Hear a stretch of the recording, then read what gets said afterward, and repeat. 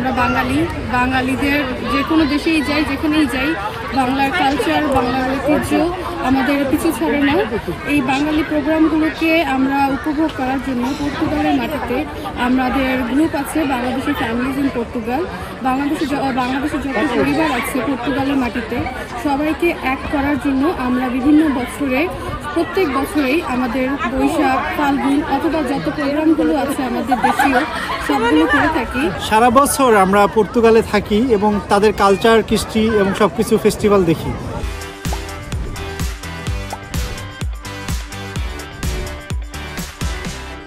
কিন্তু অন্তত কিছুদিন, যেমন ধরেন পহেলা বৈশাখ, তারপরে হচ্ছে স্বাধীনতা দিবস, বা আবার হচ্ছে বিজয় দিবস, এগুলো দিবসে আমরা একটা দিন বাঙালি হতে চাই।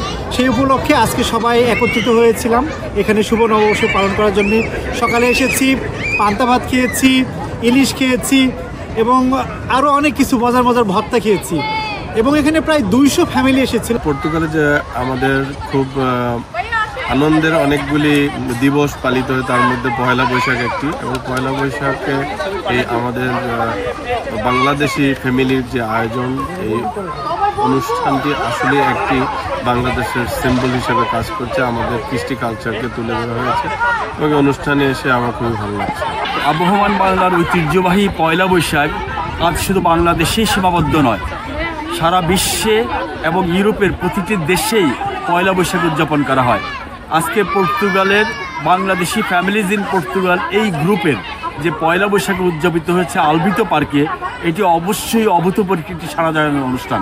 বিশেষ করে এখানে প্রায় 200-250 লোকের উপস্থিতি এবং সেই সাথে 50-60 জন ফ্যামিলি, সব কিছু মিলে আমার কাছে মনে হলো এটি একটি মিনি বাংলাদেশ। আমার অনেক ভালো লাগছে, ওয়েদারটা একটু খারাপ কিন্তু খুব ভালো লাগছে। আর সবচেয়ে বড় কথা এত খাবার, মনে হচ্ছে আমি বাংলাদেশেই আছি এই মুহূর্তে। আমি একদিনের জন্য ভুলে গেছি যে আমি পর্তুগালে বসবাস করছি, এবং ডেকোরেশন, খাবার, ম্যানেজমেন্ট সব কিছু অসাধারণ। শুধু বৃষ্টিটার জন্য একটু কষ্ট হচ্ছে, আমাদের খেতে প্রবলেম হচ্ছে।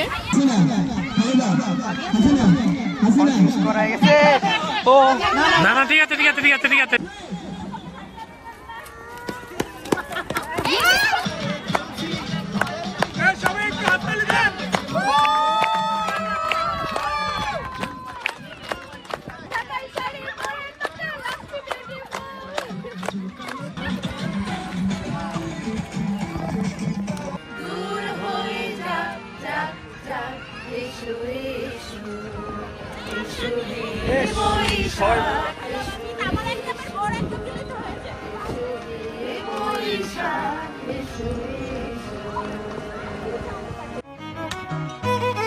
Bye.